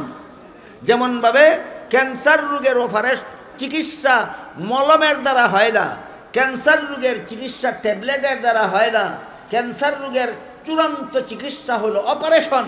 ঠিক তেমনিভাবে আল্লাহর দৃষ্টিতে সারা দুনিয়ার মানুষের সমাজটাই একটা শরীরের মতো। মানব সমাজে যত সন্ত্রাসী দল আছে, সবগুলি সন্ত্রাসী দল এক একটা ক্যান্সারের মতো। ইসলামের জেহাদ বিধান ক্যান্সারের চিকিৎসা। যারা বুঝেন নাই তাদের জন্য আবার বলি, মানুষের শরীরে যখন ক্যান্সার হয়, এই ক্যান্সার মলমের দ্বারা সারে না, ঔষধের দ্বারা সারে না। যেই অঙ্গটা ক্যান্সারে আক্রান্ত, সেই অঙ্গটা অপারেশন করে শরীর থেকে বিচ্ছিন্ন করে ফেলে দিলেই শুধুমাত্র ক্যান্সার থেকে ওই রোগটাকে রক্ষা করা যায়। ঠিক তেমনিভাবে আল্লাহর দৃষ্টিতে সারা দুনিয়ার মানব গোষ্ঠী, সারা দুনিয়ার মানুষের সমাজটা আল্লাহর দৃষ্টিতে একটা দেহের মতো, একটা শরীরের মতো। আর মানব সমাজে যত সন্ত্রাসী দল আছে, এক একটা সন্ত্রাসী দল সমাজ দেহের ক্যান্সার। ইসলামের জেহাদ বিধান এই সমাজ দেহের ক্যান্সারের অপারেশন। তাহলে ইসলামের জেহাদ বিধান গায়ের জোরে কোনো অমুসলমানকে মুসলমান বানাবার জন্য না, সন্ত্রাস নামের ক্যান্সারের সফল চিকিৎসা। সন্ত্রাস নামের ক্যান্সারের সফল চিকিৎসা। এই সন্ত্রাসের প্রাথমিক চিকিৎসা হইল আদালতে। যদি পুলিশ সন্ত্রাসী বাহিনীকে গ্রেফতার করে আদালতে হাজির করতে সক্ষম হয়, তাহলে প্রাথমিক ব্যবস্থাগত সন্ত্রাসীদের দমন ব্যবস্থা কার্যকর হবে। আর যদি পুলিশ এদেরকে গ্রেফতার করতে বাধ্য হয়, তখন সেনাবাহিনী পাঠাবে সরকার, ওই সন্ত্রাসীদের আস্তানায় শুরু হইল জেহাদ। বুঝাতে পারলাম? জেহাদ কোন সময় হয়? যখন কোনো অমুসলমান মুসলমান হয় না, না কোনো সন্ত্রাসীদেরকে আদালতে হাজির করা যায় না। আমার এতক্ষণের কথা বুঝে থাকলে বলুন, ইসলামে জেহাদের হুকুম কখন আসে? যখন কোনো অমুসলিম মুসলমান হয় না, নাকি কোনো সন্ত্রাসীদেরকে আদালতে হাজির করা যায় না। যখন সন্ত্রাসীকে আদালতে হাজির করা যায় না, তখন ইসলাম জেহাদ ঘোষণা করে সন্ত্রাসীর বিরুদ্ধে, সন্ত্রাস দমনের জন্য। সেটা হয়তো অস্ত্র সন্ত্রাস হোক অথবা তথ্য সন্ত্রাস হোক। আপনারা হয়তো জানেন, অনেকেই জানার কথা, দেশের বাসিন্দা হিসাবে নিজের দেশের ইতিহাস জানা থাকা দরকার। যে দেশের বাসিন্দা নিজের দেশের ইতিহাস জানে না, সেই দেশের বাসিন্দা দেশের ভবিষ্যৎ সঠিক পরিকল্পনা গ্রহণ করতে পারে না। কাজে আমরা যে দেশের বাসিন্দা, এই দেশের ইতিহাস আমাদের জানা থাকা দরকার। এই ইতিহাস কেন আসলো? ওই জেহাদ সম্পর্কে একটা ব্যাপার আছে, এই ব্যাপারটা আপনাদেরকে বোঝাবার জন্য বলছি। আমরা বাংলাদেশের স্বাধীনতা লাভ করেছিলাম 1971 সালে। 71 সালের আগে এটা বাংলাদেশ ছিল না পূর্ব পাকিস্তান ছিল? পূর্ব পাকিস্তান তার পশ্চিম পাকিস্তানের সাথে আমরা এই দুই পাকিস্তানের স্বাধীনতা লাভ করেছিলাম 1947 সালে। 71 সালের আগে দেশটা ছিল পাকিস্তান, আর 1947 সালের আগে দেশটা বাংলাদেশও ছিল না, পাকিস্তানও ছিল না, ছিল ভারত উপমহাদেশ। বলেন 1947 সালের পূর্ব পর্যন্ত এই দেশগুলি বর্তমান বাংলাদেশ, ভারত, পাকিস্তান, বাংলাদেশ, ভারত, পাকিস্তান ছিল না, শুধুমাত্র ভারত উপমহাদেশ ছিল। এই ভারত উপমহাদেশ প্রায় 200 বছর ইংরেজরা শাসন করেছিল। বুঝে থাকতে বলুন, অখণ্ড ভারত উপমহাদেশ ইংরেজরা শাসন করেছিল কতদিন? 200 বছর। 200 বছর আগে সমস্ত ভারত উপমহাদেশ মুসলমানেরা শাসন করত। আমি কি ইতিহাসটা খুব শর্টকাটে আপনাদেরকে বোঝাতে পারতেছি? বলেন তো, এই 1947 সালে আগে আরো 200 বছর ইংরেজ শাসন করেছিল আমাদের উপমহাদেশটা। তাদের 200 বছরের আগে সমস্ত উপমহাদেশ কারা শাসন করত? মুসলমান শাসনকর্তারা শাসন করত। এদের মধ্যে একজন শাসনকর্তার নাম ছিল বাদশাহ আলমগীর। একজন শাসনকর্তার নাম ছিল বাদশাহ আলমগীর। ইতিহাসের পাতায় তার একটা উপাধি লেখা থাকে, ফকির বাদশাহ। বাদশাহ আলমগীরের উপাধি কি? বাদশাহ, ফকির বাদশাহ। কেন? ইতিহাসে ব্যাখ্যা দেওয়া আছে। ইনি সমগ্র ভারত উপমহাদেশের শাসনকর্তা হয়েও দেশ শাসন আল্লাহর বিধান মতে করতেন। সরকারি তহবিল থেকে কোনো বেতন ভাতা গ্রহণ করতেন না। নিজের হাতে টুপি সেলাই করে পাইকারি বিক্রি করতেন দোকানে, আর এই টুপি বিক্রি করা মুনাফার দ্বারা বাদশাহ আলমগীর নিজের সংসার চালাতেন। এবার আপনারাই বলুন, নিজের হাতে টুপি সেলাই করে বিক্রি করে সংসার চালাইলে রাজার মতো ধন সম্পদ থাকবে বাড়িতে, না ফকিরের মতো অবস্থা? এই জন্য বাদশাহ আলমগীরের উপাধি ইতিহাসে লেখা আছে কি? বাদশাহ, ফকির বাদশাহ। বাদশাহ আলমগীরের মরণের দিন 2 টাকা তার সারা জীবনের উপার্জনের তহবিল ছিল। বাদশাহ আলমগীরের মরণের দিন ক টাকা ক পয়সা? 4 টাকা 8 পয়সারে তখন 2 আনা কইতো, 2 আনা। 4 পয়সায় হইতো 1 আনা, 8 পয়সায় 2 আনা। 8 পয়সা, 4 টাকা 8 পয়সা তার সারা জীবনের টুফির ব্যবসার তহবিল ছিল। এর দ্বারা বাদশাহ আলমগীরের কাফন দাফনের ব্যবস্থা করা হয়েছিল। আমি কি ইংরেজের 200 বছর শাসন করার আগে একজন মুসলমান শাসনকর্তার সংক্ষিপ্ত পরিচয় আপনাদেরকে দিতে পারলাম? সেই বাদশাহ আলমগীর ভারত উপমহাদেশের বড় বড় বিজ্ঞ মুফতি সাহেবগণের সহযোগিতায় পৃথিবী বিখ্যাত একটা ফতুয়ার কিতাব রচনা করেছেন। অনেকেই জানতে পারেন সেই কিতাবের নাম বাদশাহ আলমগীরের নামে নামে ফতুয়ায়ে আলমগীরি। ফতুয়ায়ে আলমগীরি। ওই সমস্ত মুসলমান শাসনকর্তারা যখন সমগ্র ভারত উপমহাদেশ শাসন করতেন, তখন সমগ্র ভারতে প্রায় 12 লক্ষ মাদ্রাসা ছিল। বলুন কতটা? একটা মাদ্রাসাও বর্তমান সিস্টেমের আলিয়া বা কওমি ছিল না। বর্তমান পদ্ধতির আলিয়া মাদ্রাসা সরকারি অনুদান ছাড়া অচল। বর্তমান সমাজের কওমি মাদ্রাসা পাবলিকের চান্দা ছাড়া অচল। কিন্তু মুঘল আমলে সমগ্র ভারত উপমহাদেশে যে 12 লক্ষ মাদ্রাসা ছিল, না সরকারি অনুদানের দরকার হইতো, না কম বা জনগণের চান্দার দরকার হইতো, বরং সবগুলি মাদ্রাসার নামে ওয়াকফ সম্পত্তি ছিল। সম্পত্তির আয়ের দ্বারাই মাদ্রাসার সারা বছরের ব্যয়ভার বহন করা হইতো। বুঝে থাকতে বলেন, ইংরেজরা এই দেশটা দখল করার আগে মুসলমান শাসনকর্তারা যে সমগ্র ভারত উপমহাদেশ শাসন করতেন, এই দেশে 12 লক্ষ মাদ্রাসা বর্তমান পদ্ধতির কওমি পদ্ধতির ছিল না, আলিয়া পদ্ধতির ছিল না, স্বয়ং সম্পূর্ণ ছিল। স্বয়ং সম্পূর্ণ ছিল। তখন ব্রিটিশ খ্রিস্টানেরা ব্যবসা করার বাহানায় আমাদের উপমহাদেশে আগমন করে। আগমন করার পরে চলে বলে কলে কৌশলে আমাদের দেশের রাজনীতিতে হস্তক্ষেপ করে ডাকাতের দল সমগ্র ভারত উপমহাদেশের শাসন ক্ষমতা ডাকাতি করে দখল করে নিয়ে যায়। কেমনে নিয়ে যায়? ডাকাতি করিয়া নিয়ে যায়, জনভোটের দ্বারা না, গণভোটের দ্বারা না, ডাকাতি করিয়া আমাদের দেশের শাসন ক্ষমতা দখল করিয়া নিয়ে যায়। সবগুলি মাদ্রাসা অটোমেটিক, সবগুলি মাদ্রাসার সম্পত্তি সরকারিভাবে বাজেয়াপ্ত করে নিয়ে যায়, যে কারণে কিছুদিনের মধ্যে সমস্ত মাদ্রাসা বন্ধ হয়ে গেল। তখনকার উপমহাদেশের একজন সবচেয়ে বড় আলেম ছিলেন, তার নাম ছিল শাহ আব্দুল আজিজ মুহাদ্দিসে দেহলভী রহমতুল্লাহ আলাইহি। শাহ আব্দুল আজিজ মুহাদ্দিসে দেহলভী রহমতুল্লাহ আলাইহি ইংরেজ সরকারের হাত থেকে দেশের স্বাধীনতা পুনরুদ্ধার করার জন্য একটা ঐতিহাসিক বিপ্লবী ফতোয়া জারি করেছিলেন। সেই ফতোয়ায় তিনি উল্লেখ করেছিলেন, এই ইংরেজ ডাকাতদের হাত থেকে দেশের স্বাধীনতা উদ্ধার করার জন্য প্রত্যেকটা মুসলমানের জন্য জেহাদে ঝাঁপিয়ে পড়া ফরজ। একজন মুসলমানের জন্য মুক্তিযুদ্ধে অংশগ্রহণ না করে বেঁচে থাকা হালাল নয়। শাহ আব্দুল আজিজের ফতোয়া, ইংরেজদের কাছ থেকে দেশের স্বাধীনতা উদ্ধার করার জন্য মুক্তিযুদ্ধে ঝাঁপিয়ে পড়া ফরজ। একজন মুসলমানের জন্য মুক্তিযুদ্ধে অংশগ্রহণ না করে বেঁচে থাকা হালাল নয় বলার কারণে ইতিহাসের পাতায় তার ফতোয়াটাকে বিপ্লবী ফতোয়া নামে আখ্যায়িত করা হয়েছে। আপনাদের গুরুত্বপূর্ণভাবে যে জিনিসটা এই ইতিহাস থেকে জানা দরকার, সেটা হইল সেই মুক্তিযুদ্ধটা চলেছিল ইংরেজের বিরুদ্ধে মুসলমানের জেহাদ নামে।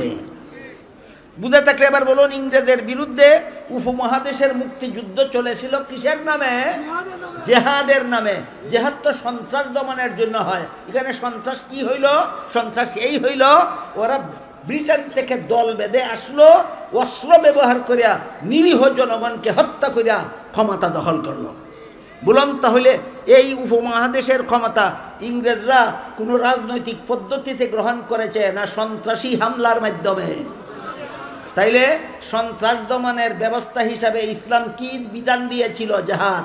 সন্ত্রাস দমনের বিধান ইসলামের কি দেওয়া আছে? জেহাদ। সুতরাং ভারতীয় উপমহাদেশের স্বাধীনতা উদ্ধারের জন্য ইংরেজের বিরুদ্ধে শাহ আব্দুল আজিজের ফতোয়া মতে যে মুক্তিযুদ্ধটা হয়েছিল, ইতিহাসের পাতায় সেটাকে মুক্তিযুদ্ধ লেখা হয়নি, সেটাকে ইংরেজের বিরুদ্ধে মুসলমানের জেহাদ বলা হয়েছে। এমতাবস্থায় শাহ আব্দুল আজিজের ফতোয়ার কারণে তখনকার উপমহাদেশের মুসলমানের সংখ্যা ছিল 10 কোটি, আর অমুসলমানদের সংখ্যা ছিল 30 কোটি। এই 30 কোটি অমুসলমানের মধ্যে সিংহভাগ ছিল হিন্দু, আর বাকি অন্যান্য উপজাতি কম, হিন্দুরাই প্রধান। এই জন্য যখন ইংরেজরা দেশের স্বাধীনতা দেশবাসীর হাতে ছেড়ে দেয়, তখন এই সারা উপমহাদেশের 4 ভাগের 3 ভাগ হিন্দুদের জন্য হিন্দুস্তান নামে ছেড়ে দেয়, আর 4 ভাগের 1 ভাগ মুসলমানদের জন্য পাকিস্তান নামে ছেড়ে দেয়। এটা হলো যুদ্ধের ফলাফল। আমি যুদ্ধের প্রাথমিক অবস্থার কিছু কথা আপনাদের শোনাতে চাই। বুঝে থাকতে বলুন, ইংরেজদের কাছ থেকে আমাদের স্বাধীনতা উদ্ধারের জন্য মুসলমানদের যে মুক্তিযুদ্ধ চলেছিল, তখন সেটা মুক্তিযুদ্ধ নামে যুদ্ধ হয়েছিল না জেহাদ নামে? জেহাদ শব্দের প্রয়োগটা বৈধ হলো কিভাবে? এরা দল বেঁধে অস্ত্র নিয়ে নিরীহ মানুষের উপর হামলা করে দেশটা দখল করেছিল। সুতরাং ইংরেজদের এই উপমহাদেশ দখল করাটা স্বাভাবিকভাবে হয়েছিল, রাজনৈতিকভাবে হয়েছিল না, সন্ত্রাসী পদ্ধতিতে। এই জন্য সন্ত্রাস দমনের জন্য এই মুক্তিযুদ্ধকে জেহাদ নাম দেওয়া হয়েছিল, জেহাদের নামে চলতেছিল মুক্তিযুদ্ধ। এবার বলেন, তখন সারা উপমহাদেশে মুসলমানের সংখ্যা কতজন ছিল? 10 কোটি, আর অন্যান্যরা ছিল 30 কোটি। একসাথে 10 কোটি মুসলমান একসাথে এই জেহাদ নামের মুক্তিযুদ্ধে অংশগ্রহণ করে। ইংরেজরা যখন দেখলো যে 10 কোটি মুসলমানের মোকাবেলায় যুদ্ধ করে এই দেশের দখলদারি টিকানো যাবে না, তখন এই মুক্তিযুদ্ধকে বানচাল করার জন্য ইংরেজ কতগুলি অপকৌশল অবলম্বন করেছিল। এর মধ্যে একটা অপকৌশল হলো যে এদের ধর্মীয় নেতা আব্দুল আজিজ মুহাদ্দিসে ফতোয়া দিছে জেহাদের নামে মুক্তিযুদ্ধ করা ফরজ। এই জেহাদ, ইসলাম ধর্মে জেহাদ সম্পর্কে নবী বলে গেছেন, আল জেহাদু মাদিন ইলা ইয়াউমিল কিয়ামা। ইসলামের জেহাদ বিধান কিয়ামত পর্যন্ত বলবৎ থাকবে। কাজেই মুসলমানের নবী যেহেতু কিয়ামত পর্যন্ত জেহাদের বিধান বলবৎ থাকবে বলে গেছে, কাজেই এক নবীর ধর্মের প্রচলিত বিধান আরেক নবী ছাড়া রহিত করার কোনো ব্যবস্থা কোনো ধর্মের বিধানে নাই। কাজেই ইসলামের আমাদের বিরুদ্ধে মুক্তিযুদ্ধ বন্ধ করতে হইলে ইসলামের জেহাদ বন্ধ করতে হবে, আর ইসলামের জেহাদ বন্ধ করতে হইলে আরেকজন নূতন মানুষকে নবী বানাতে হবে। কারণ এক নবীর ধর্মের বিধান উম্মতে রহিত করতে পারে না নূতন কোনো নবী আসলে রহিত করতে পারে। আপনারা কি বুঝলেন বলুন? এক নবীর ধর্মের মধ্যে যে বিধান চালু করে গেলেন এই বিধান কোনো উম্মতে রহিত করতে পারে না নবীর আগের নবীর কোনো বিধান রহিত করতে হইলে আরেকজন নূতন নবীর দরকার হয়, নূতন নবীর দরকার হয়। এই সূত্রে ইংরেজেরা গোলাম আহমদ কাদিয়ানীকে নবী সাজায়। তাদের একজন নূতন নবীর দরকার ছিল, যে নবী বলবেন ইসলামের জেহাদ বিধান রহিত, ইসলামের জেহাদ বিধান রহিত করার জন্য গোলাম আহমদ কাদিয়ানীকে ইংরেজরা দালাল হিসাবে গ্রহণ করে এবং সে অজস্র বই পুস্তক লেখে। এর মধ্যে একটা বইয়ের নাম ছিল গভর্নমেন্ট কি তাওয়াজ্জুহ কে লায়েক। এই বইয়ে গোলাম আহমদ কাদিয়ানী শাহ আব্দুল আজিজ মুহাদ্দিসে দেহলভির ফতোয়ার বিরুদ্ধে একটা পাল্টা ফতোয়াবাজি করেছিল। সে তাতে ফতোয়াবাজি করেছিল ইংরেজ সরকারের বিরুদ্ধে জেহাদ করা হারাম। শাহ আব্দুল আজিজ ফতোয়া দিলেন জেহাদ করা ফরজ। গোলাম আহমদ কাদিয়ানী ফতোয়া দিল না ফতোয়াবাজি করলো? ফতোয়াবাজি করলো, জেহাদ করা হারাম। এখানে আমরা এক মিনিটে জেহাদ ফতোয়া আর ফতোয়াবাজিতে বেশ কম কিছু বুঝে নেই। আল্লাহর সঠিক বিধান বলে দেওয়ার নাম ফতোয়া, আল্লাহর সঠিক বিধান বলে দেওয়ার নাম ফতোয়া, আর আল্লাহর বিধান নিয়ে তামাশা করার নাম ফতোয়াবাজি। আল্লাহর বিধান নিয়ে তামসা করার নাম ফতোয়াবাজি। এবার বলেন ফতোয়া আর ফতোয়াবাজি চিনে থাকলে শাহ আব্দুল আজিজ কি দিয়েছিলেন? ফতোয়া। গোলাম আহমদ কাদিয়ানী এর বিরুদ্ধে কি করলো? ফতোয়াবাজি। সে বলল ইংরেজ সরকারের বিরুদ্ধে জেহাদ করা হারাম। এখন তো প্রশ্ন আসে স্বাভাবিক যে মুহাম্মদুর রাসূলুল্লাহ বলে গেছেন কিয়ামত পর্যন্ত জেহাদ বিধান বলবৎ থাকবে, সুতরাং এক নবীর বিধান রহিত করার জন্য কোনো উম্মতে তো রহিত করতে পারে না। এই জন্য ইংরেজরা গোলাম আহমদ কাদিয়ানীরে নূতন নবী সাজাইছে, যেন বলতে পারে আমি নবী হইয়া, আমি নূতন নবী হইয়া পুরান নবীর ধর্মের জেহাদ বিধান রহিত করলাম। এই চক্রান্তে ইংরেজ সরকার গোলাম আহমদ কাদিয়ানীকে নবী সাজিয়েছিল।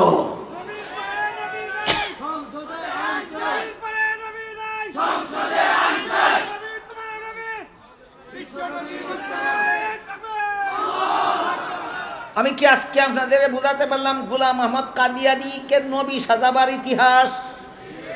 ইংরেজরা নবী গোলাম আহমদকে নবী সাজিয়েছিল ইসলামের জেহাদ বিধানকে রহিত ঘোষণা করাবার জন্য।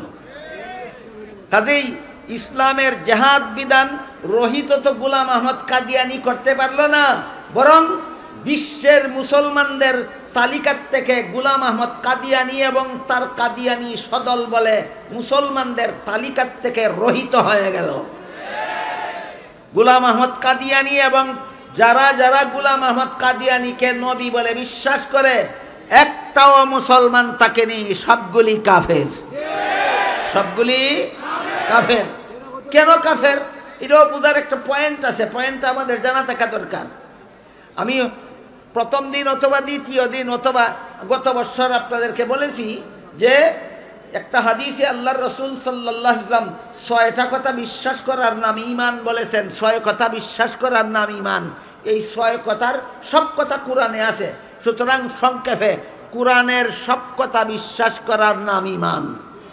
অতি সংক্ষেপে আমরা বলতে পারি ঈমান কাকে বলে? কোরআনে আল্লাহ যত কথা বলেছেন সবগুলি সঠিক বলেছেন, বিশ্বাস করার নাম ঈমান। তাইলে কোরআনে আল্লাহ লা ইলাহা ইল্লাল্লাহ বলেছেন, এটা বিশ্বাস করার নাম ঈমান। কোরআনে আল্লাহ মুহাম্মাদুর রাসূলুল্লাহ বলেছেন, এটা বিশ্বাস করার নাম ঈমান। কোরআনে আল্লাহ আদমকে নবী বলেছেন, এটা বিশ্বাস করার নাম ঈমান। কোরআনে আল্লাহ মুহাম্মাদুর রাসূলুল্লাহকে খাতামুন নবিয়্যিন বলেছেন, এটা বিশ্বাস করা ঈমান। এবার বলুন, কেউ যদি কোরআনের লা ইলাহা ইল্লাল্লাহ বিশ্বাস করে না ইমানদার তাকে না কাফির হইয়া যায়? কেউ যদি কোরআনের ঘোষিত মুহাম্মাদুর রাসূলুল্লাহ বিশ্বাস করে না মুসলমান তাকে না কাফির হইয়া যায়?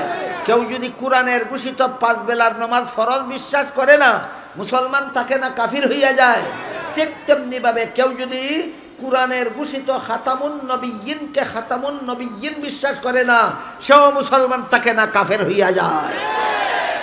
কেন কাদিয়ানি কাফের?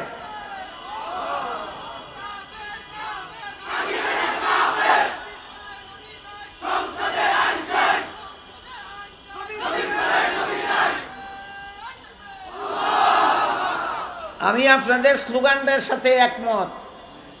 নবীর পরে নবী নাই, সংসদে আইন চাই। আপনারা যা চাইছেন দ্বিমত আসেনি কেউ? আপনাদের সকলের সাথে আমিও একমত।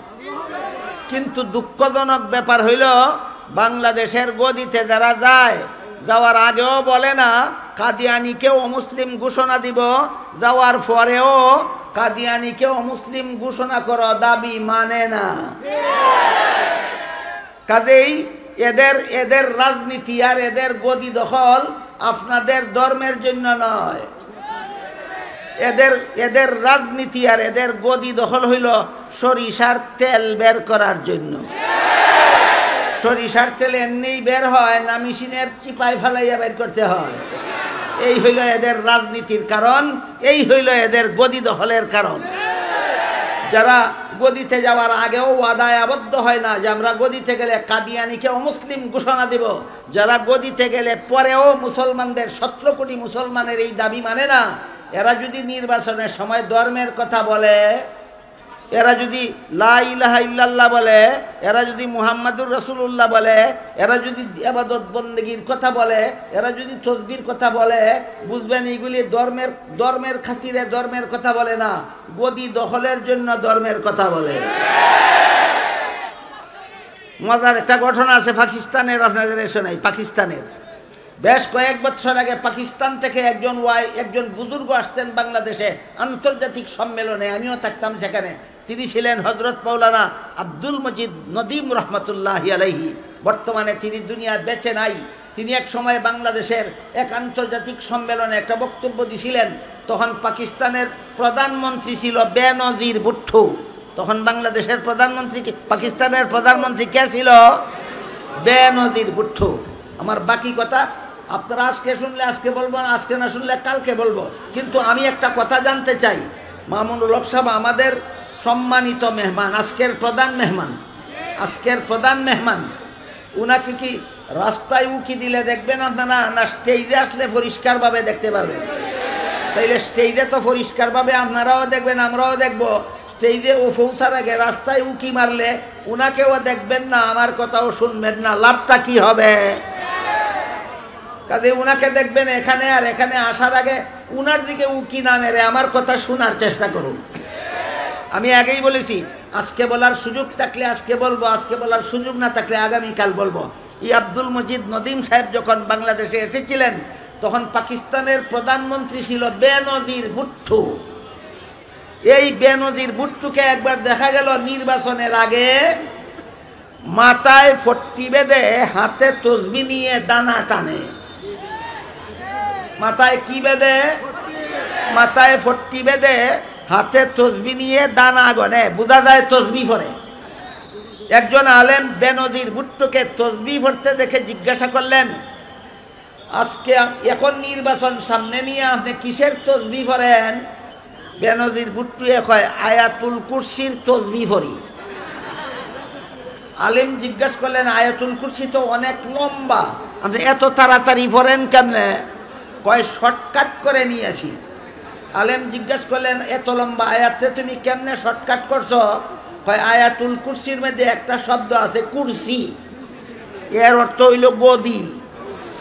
এই শব্দটাই আমি জফি, আগের কথা পরের কথা বাদ দিয়া শুধু বলি, শুধু তসবি পড়ি, কুরসি কুরসি কুরসি কুরসি কুরসি কুরসি, এর অর্থ হইল গদি গদি গদি গদি। এবার বুঝে থাকলে বলেন, নির্বাচনের আগে যদি বেনজির ভুট্টো তসবি পড়ে, যে কোরআনের তসবি না গদির তসবি? ঠিক তেমনিভাবে বাংলাদেশে নির্বাচন আসার আগেও যারা কাদিয়ানিকে অমুসলিম ঘোষণার ওয়াদা করে না, গদিতে গেলে পরেও কাদিয়ানিদের অমুসলিম ঘোষণা করে না, এরা যদি নির্বাচনের আগে ধর্মের কথা বলে, বুঝে নিতে হবে বেনজির বুট্টুর মতো তসবিহ পড়ে।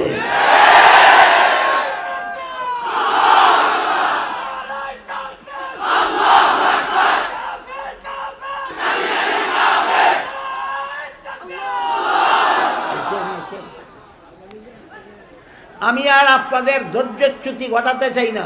আমাদের আজকের প্রধান মেহমান ঢাকা থেকে আগত হযরত আল্লামা মামুনুল হক দামাত বারাকাতুহুম মাদ্রাসার দপ্তরে অপেক্ষায় আছেন। আমি শেষ করব, উনি তশরিফ আনবেন, আপনারা তাকে দেখবেন, তার বয়ান শুনবেন। আল্লাহ আজকের মতো আমাদের সবাইকে তার সফল বয়ান থেকে উপকৃত হওয়ার সৌভাগ্য দান করুন। উনি স্টেজ থেকে আমাকে বলা হইতেছে উনি স্টেজে পৌঁছা পর্যন্ত আমি কথা চালু রাখবার, আপনারা এক হইলে কথা চালু রাখবেন। উনি স্টেজে পৌঁছতে যদি 2-4 মিনিট সময় লাগে, আমি কথা বন্ধ না করে কথা চালু রাখতে বলতেছেন। তারা কি বলবে, চালু রাখবো? তাইলে শুনুন, আমি বলতেছিলাম ইমানের অতি সংক্ষিপ্ত পরিচয় হলো কুরআনে আল্লাহ যত কথা বলেছেন সবগুলিকে সঠিক বলে বিশ্বাস করার নাম ঈমান। কুরআনে আল্লাহ লা ইলাহা ইল্লাল্লাহ বলেছেন, তাই লা ইলাহা ইল্লাল্লাহ বিশ্বাস করার নাম ঈমান। কুরআনে আল্লাহ মুহাম্মাদুর রাসূলুল্লাহ বলেছেন, তাই মুহাম্মাদুর রাসূলুল্লাহ বিশ্বাস করার নাম ঈমান। কুরআনে আল্লাহ হজের কথা বলেছেন, তাই হজ ফরজ বিশ্বাস করার নাম ঈমান। কুরআনে আল্লাহ নামাজ ফরজ বলেছেন, তাই নামাজ ফরজ বিশ্বাস করার নাম ঈমান। কুরআনে আল্লাহ রমজান মাসে রোজা রাখা ফরজ বলেছেন, তাই রমজান মাসে রোজা রাখা ফরজ বিশ্বাস করার নাম ঈমান। তেমনিভাবে কুরআনে আল্লাহ মুহাম্মাদুর রাসূলুল্লাহকে খাতামুন নাবিয়্যিন বলেছেন, সুতরাং মুহাম্মাদুর রাসূলুল্লাহকে খাতামুন নাবিয়্যিন বিশ্বাস করার নাম ঈমান। এবার আমরা 1-2 মিনিটে বোঝার চেষ্টা করব মুহাম্মাদুর রাসূলুল্লাহ খাতামুন নবিয়্যিন যে আল্লাহ কোরআনে বলেছেন, এই খাতামুন নবিয়্যিনের অর্থ কি? অর্থটা হাদিস শরীফে আল্লাহ রাসূল পরিষ্কারভাবে বলে দিয়েছেন। আল্লাহ রাসূল বলেন, লা তাকুমুস সাআতু হাত্তা ইউবআসা দাজ্জালুনা কাযযাবুনা কুল্লুহুম ইয়াজআমু আন্নাহু নাবিয়্যুন ওয়া আনা খাতামুন নাবিয়্যিনা লা নাবিয়্যা বাদি। এর অর্থ হলো আমার দুনিয়াতে আবির্ভাবের পর থেকে কিয়ামত পর্যন্ত যদি কেউ নবী হওয়ার দাবি করে তাহলে সে হবে মিথ্যাবাদী দাজ্জাল। আল্লাহর রাসূল বলেন, আমার আবির্ভাবের পর থেকে কিয়ামত পর্যন্ত যদি কেউ নবী হওয়ার দাবি করে তাহলে সে হবে সত্যবাদী না মিথ্যাবাদী? সাধারণ মিথ্যাবাদী নয়, রাসূল বলেন মিথ্যাবাদী দাজ্জাল। সুতরাং গোলাম আহমদ কাদিয়ানি হইল মিথ্যাবাদী দাজ্জাল। আর এই গোলাম আহমদ কাদিয়ানিকে যারা যারা নবী মানে সবগুলি দাজ্জালের চেলা চামুন্ডা। এরপর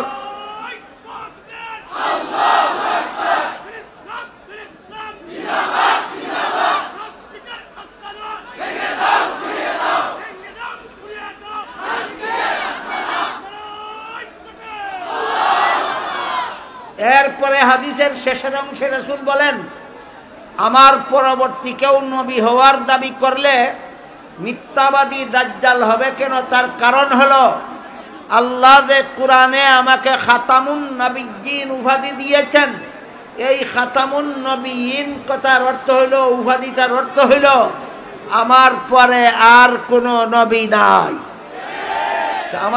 আমাদের নবীর পরে যদি আর কোনো নবী না থাকে তাহলে আমাদের নবী পূর্ববর্তী নবী না মধ্যবর্তী নবী না শেষ নবী? সুতরাং কোরআনে আল্লাহ বলেছেন খাতামুন নবিয়্যিন, হাদিসে রাসূল অর্থ করেছেন শেষ নবী। সুতরাং মুহাম্মাদুর রাসূলুল্লাহকে কাদিয়ানি শেষ নবী মানে না। এর মানে হলো সূরা আহজাবের 40 নম্বর আয়াত মানে না। কোরআনের কোনো একটা আয়াত যে মানে না সে আর মুসলমান থাকে না। আমি কি আপনাদের বুঝাতে পারলাম কাদিয়ানি কেন কাফির? কোরআনের একটা আয়াত মানে না। কোন আয়াতটা? সূরা আহজাবের 40 নম্বর আয়াত, যেখানে আল্লাহ আমাদের নবীকে খাতামুন নবিয়্যিন উপাধি দিয়েছেন। এই আয়াতটা না মানার কারণে কাদিয়ানি মুসলমান নয়, কাদিয়ানি কাফের হয়ে গেছে। আপনাদের মধ্যে একটা অস্থিরতা দেখা যাইতেছে, অস্থিরতার ভিতর দিয়ে কথা চলে না। এর থেকে আমি মনে করি তারানায় দারুল উলুম পড়তেছিল ছেলেরা, এটাকে পড়তে দেন, মানুষ একটু মনোযোগে শুনবে। আর মেহমান তো আমাদের কাছেই আছেন, মেহমান এই কয়েক মিনিটের মধ্যেই আপনাদের সামনে আসবেন। যেহেতু আপনাদের মন অস্থির না, এই অবস্থায় কথা বললে শুনবেনও না, বুঝবেনও না। একটা নাচ শুনেন, তারানা শুনেন, মজা লাগবে, মনোযোগে শুনতে পারবেন।